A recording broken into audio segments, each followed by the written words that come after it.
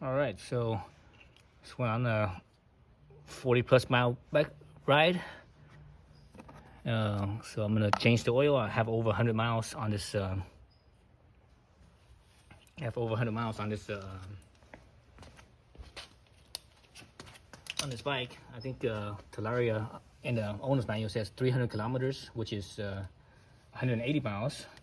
But I tend to, when I do break-in oil, I tend to change a little bit sooner. In this case, I'm doing it at 100 miles or 100+ miles versus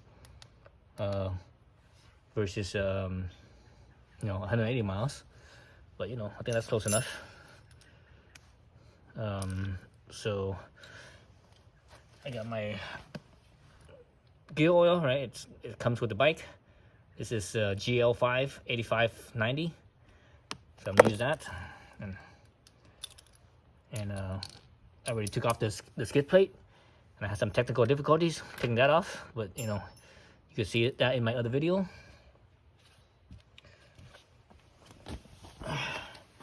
About taking it off, but for now, let's do this thing. So this thing is held right here, and also right up here. So it should be a 4 millimeter, 4 millimeter Allen.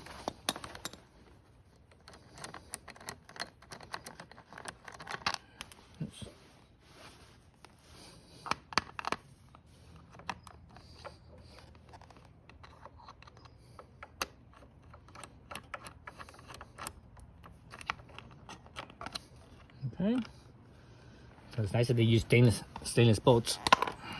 All right, and here's the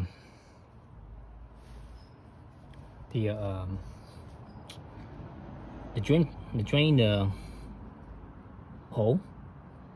So I heard, I'm not sure if this is true, but I heard that they use some type of Loctite on here.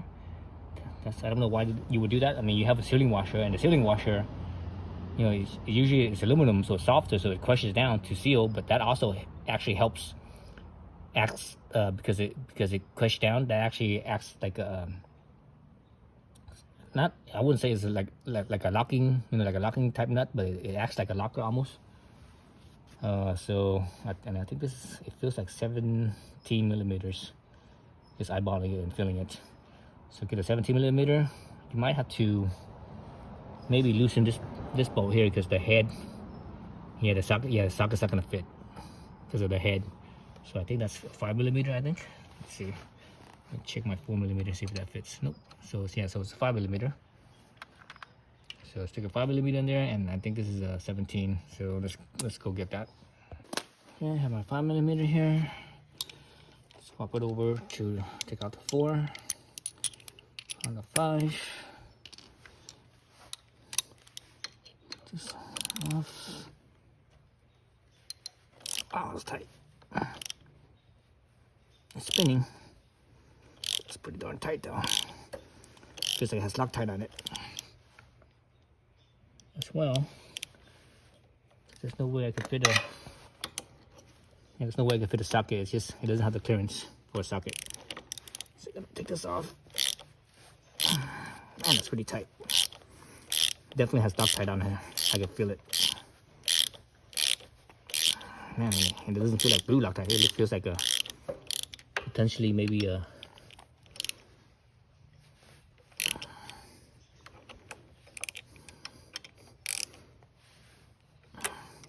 the other bolt too. Same thing. Feels really tight.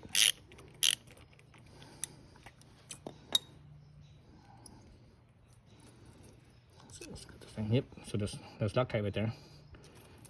That's what I felt. So I loosened this one so that way I could just drop this down so that now it's out of the way. What's my 17? Look for my 17 millimeter. There it is. So I'm just using a box wrench, ratcheting box wrench, and that fits. So yeah, let's see if this thing is Loctite as well.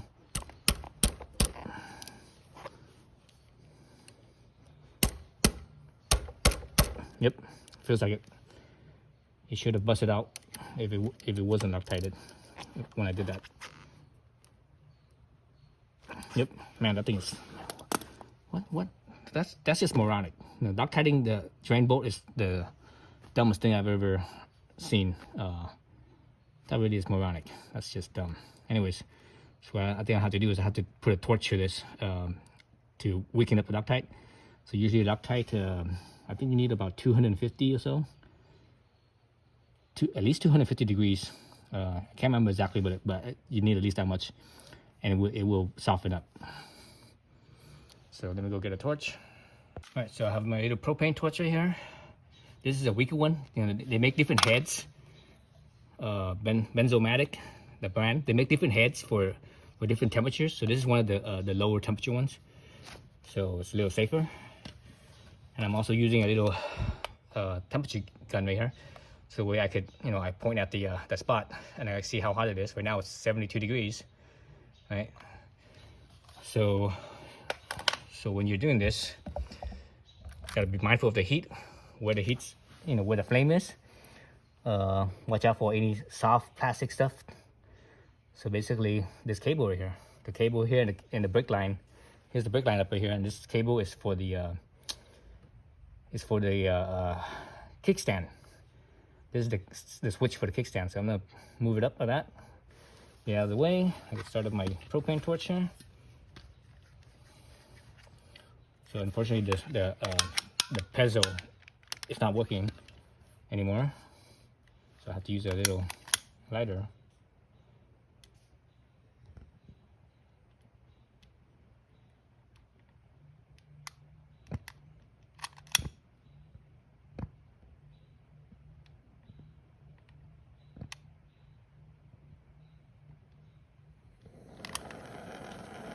Go.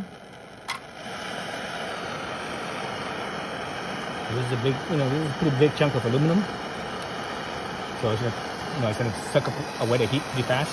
So I have this thing, even though it's it looks like it's blazing hot, but you know, when it hits that, it won't be that bad, I don't think.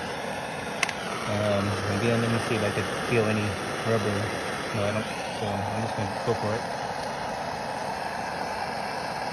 Again, pointing that flame away from anything that's hot, or anything that's soft that would melt.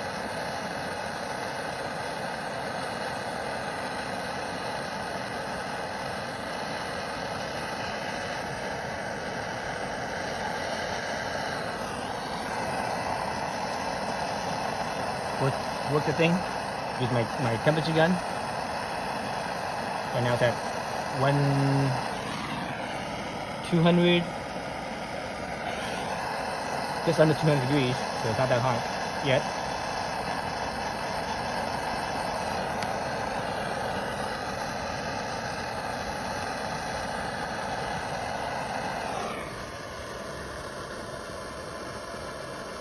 $150, $190. Still under 200, so not too hot.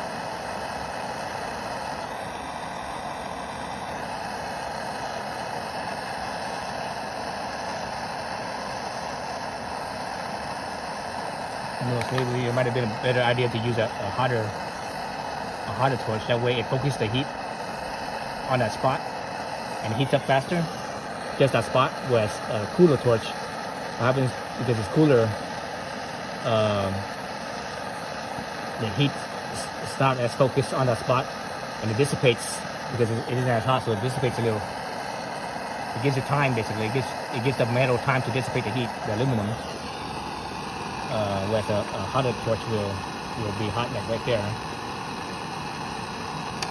And I think do a little bit more. That was over 200 degrees.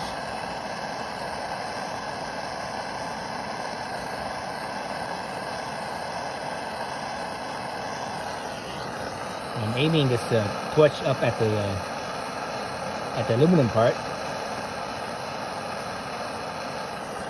That's where it's going to dissipate the heat. Maybe I should aim a little bit at the bolt too. But again, you know, 200 so degrees is not that hot to cause any problems. You know, 300 degrees, fine. 300 degrees is fine. Okay, that's hot enough. So I just read it. It's at 240. Oh. 213, yeah, 238. Yeah, so let's assume that's hot enough. And let's see. Again, that's my 17. There it goes. See that? It just popped right off. Easy. Because the Loctite usually breaks apart around 250 degrees or so, approximately. I don't remember the exact, number, but you saw it loosen, right? Saw it loosen right there. See that? It spun. So, and usually you know how Loctite, if you don't do this, if you just normal, you loosen it, you could actually feel that resistance as you turn. This here, once I loosened it, I hardly feel any resistance at all. So I do feel a little bit, but not anywhere near as if there was no heat at all. So let me get my drain plug. I don't have, not drain plug, but my drain pan. I don't have that with me. So let me go grab that. Okay, so back to the draining. So I got my drain pan. So it should be cool enough now, I think. Yep. Oh yeah. Well, it's warm. It's not hot, obviously. I'm not burning, but it is warm. Oh, so yeah, so I can feel that resistance spinning with my hand from the Loctite. But anyways, that's enough to break it apart.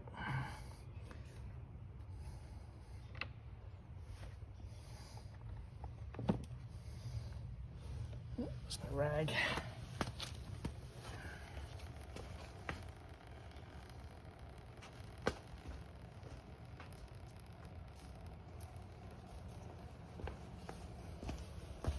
So it actually looks very clean. Doesn't look very dirty at all. So let's zoom down on it. I won't zoom, but what's that saying? Pan down or whatever. So yeah, so it looks pretty clean to me. I don't see too much metal. It looks like well, maybe it is metal, or it could be air bubbles. Let me wipe the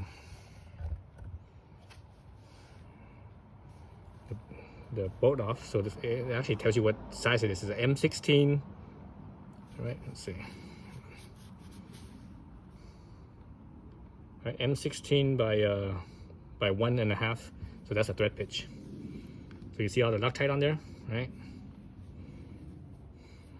So I'm just gonna wipe all that stuff off. Do not want to have Loctite on here anymore. Again, I think that's the stupidest thing to do, is put Loctite in a freaking oil drain. Oil drain, that's just dumb.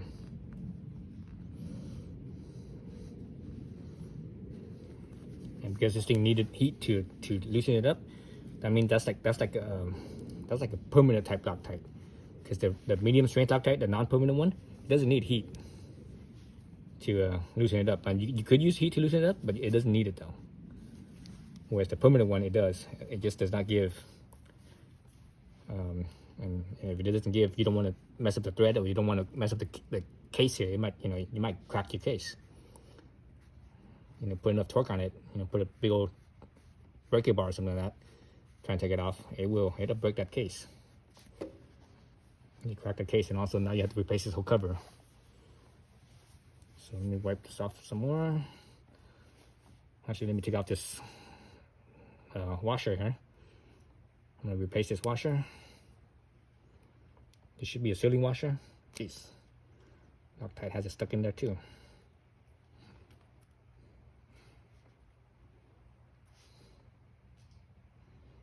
What the hell? Let's see if I can use my little cutter here to grab. Nope, it's not wide enough. Okay, I have to grab some pliers and take that off. Where are my pliers?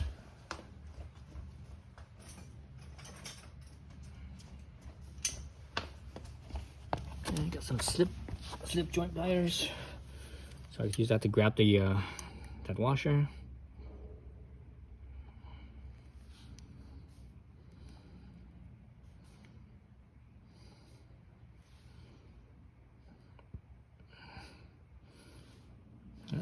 Grab the washer, Put my wrench on it. There we go, nice and easy. Yeah, it was just again, it was the Loctite that was like making it stick. Once the Loctite broke, it's coming right off. Oh, there's a little, I think that's a magnet inside, so that's cool. See that?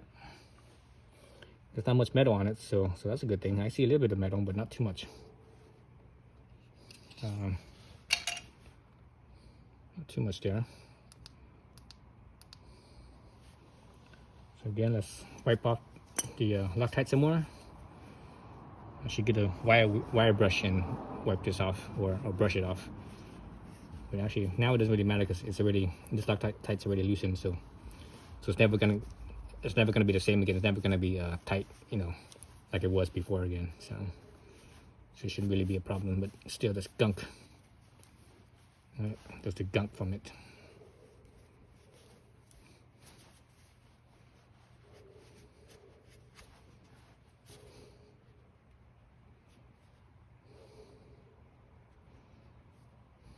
Okay, I just cut my nails too. Let's just cut my nails.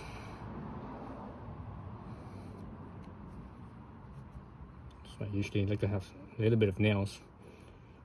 So I use my nails to like stuff like this, scraping things off all the time. I know it's horrible for your nails, but what else is nails for, right?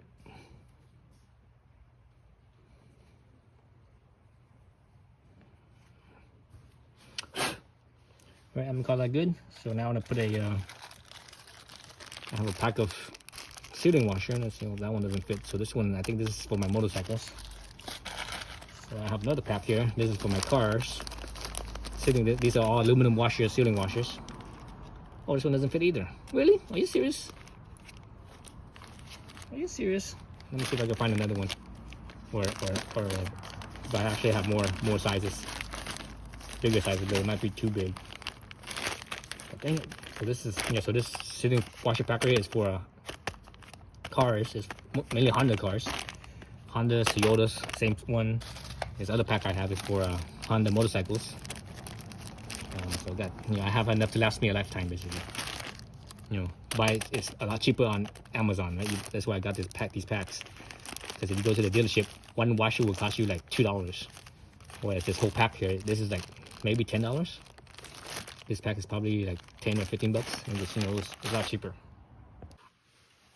Okay, so back to drain plug. So I wiped it up as much as I could with my fingernails. I have to reuse this original washer because all of my washers is just too small or too big. So if you're curious, the ID on here on the sealing washer is 16 millimeters. So I'm gonna have to order some 16 millimeters for myself. Just Amazon order it, 16, you know, look up 16 millimeter ID oil drain washer, sealing washer, something like that, and you'll find it. All right, so let's wipe this clean. So wipe up as much of that freaking sealant or that Loctite as possible, because they just goop that stuff on there. It's like, it's on there thick.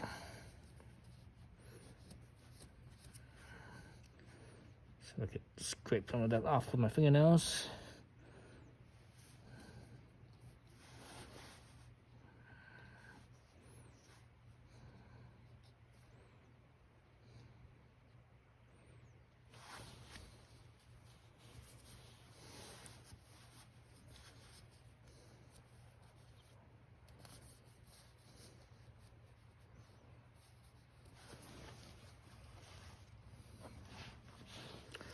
All right, so stick it back in here. Let's see, something like this, you know, if you were to use a torque wrench, I would probably say something like, like 10 foot-pounds or something like that, maybe 10, or maybe not even 10, maybe 8 foot-pounds. Normally, you know, because the sealing washer, you can actually feel, the because it's aluminum, you can actually feel it crush down, getting soft, because it's already been used once, and I'm not sure how tight they tightened it down.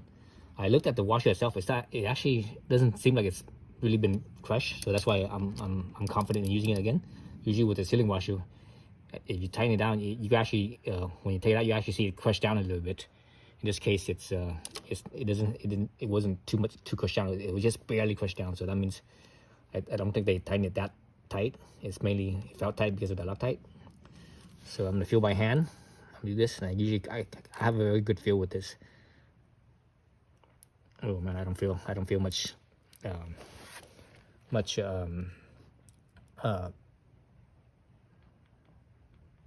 much crushing at all. So I think they did crush it down. So anyway, so I think that should be tight enough. Right there. For now.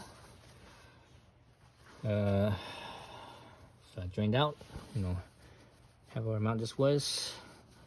I have no idea. I think they say it's something like 75 to 90 milliliters. So that's how many ounces is that? I don't even know how many ounces that is. But the tube they give you has 90 milliliters, so they give you enough to fill this up. So this thing has a little O-ring on it. That's why I had the resistance. So I'm not sure how you measure this thing. I think it says it on here. Does it say on here? It probably does, but everything's so damn small. I can't read anything. Oh, it is tightening torque to 20 to 25 newton meters for the drain. The Talaria actually has the instructions printed here. But this is so small. You gotta have young eyes. Young eyes read this. My old man eyes, I can barely read this thing. So, but I could see the 20 to 25 newton meters for the drain plug to tighten that up. Let's see. Cut the tip, inject for 1 millimeter, and insert tip gear oil injection to oil filling hole. Use scissors, cut the bottom gear oil. Blah blah blah. Screw oil rule assembly, the gearbox, tighten motor guard. 10 newton meters. Oh, you sure? No, this can't be 10 newton meters. That's a lot. This down here is 20 to 25. It doesn't actually tell you the oil level. That's interesting. Anyways, it doesn't tell you anything about the oil level. It just says squeeze, it says cut the tip here, punch the hole. You have to take the step off, punch the hole to open up the seal. Cut the tip, squeeze it in there. That's it. That doesn't really say anything else. All right, let's look at this. Okay, so this one has a little indicator, it looks like. I can see a little mark, these two little marks. Let me wipe this down so that way get a better look at it. It's kind of, it's all oily, so it's hard to see. Doesn't help that it's freaking middle of the night right now. Well, not middle of the night, but it's, it's dark already. I started this when it was still light, but I had that stupid skid plate problem, taking that off, so that took, that wasted all my time.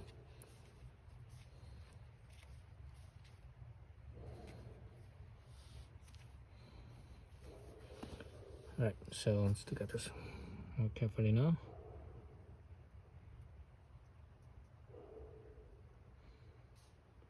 So yeah, so on two of these fins, these ribs here, these two, where my index and thumb is, I see a little mark right here and a little mark right here, same on this side. You actually feel it too, so that might be the low and high mark maybe, because on this other one I don't see it at all. On these other two I don't see it at all. It's only these two ribs. So anyways, let's take this apart. Again, this thing has a, it's sealed. See, so you have to punch that seal. And let's see, where's my anything sharp? So my little thingamabob here. That's good enough. Screw this on.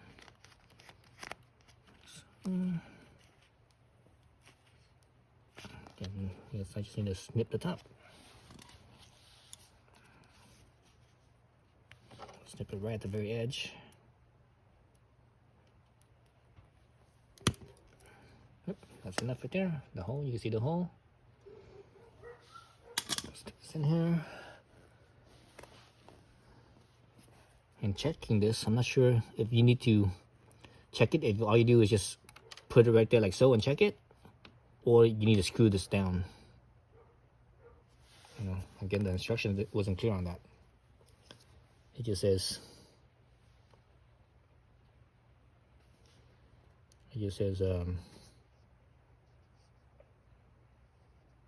after your gear oil is completely drained, 25 newton meters.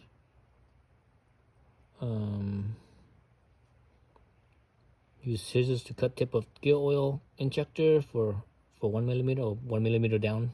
That's what it means. And insert tip of gear oil in injector oil filling hole.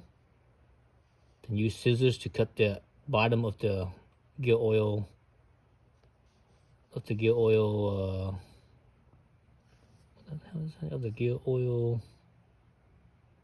tape. What is the tape? It mean cutting here? I'm not sure what the hell that means. It says tape.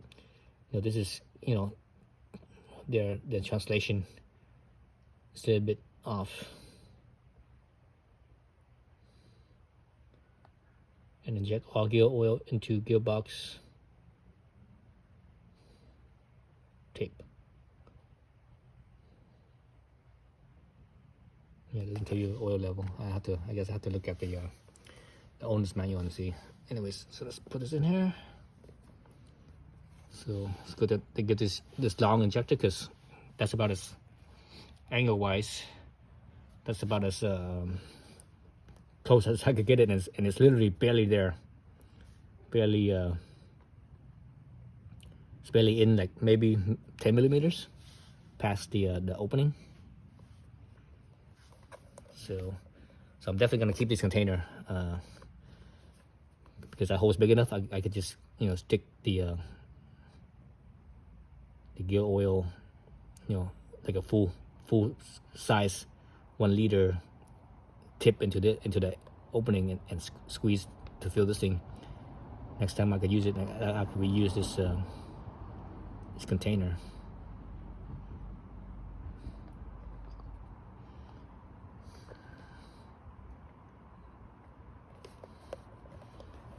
As I squeeze, I can see it kind of wanting to overflow, so take it easy on the squeezing.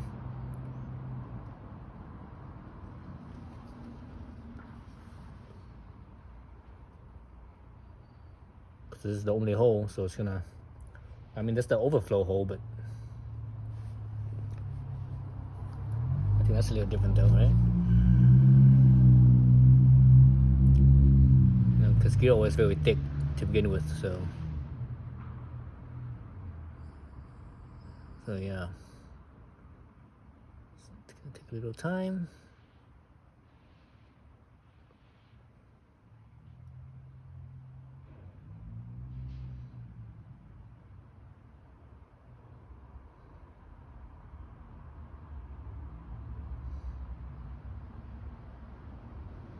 So I guess I can stop the camera right now, and this is gonna take a while.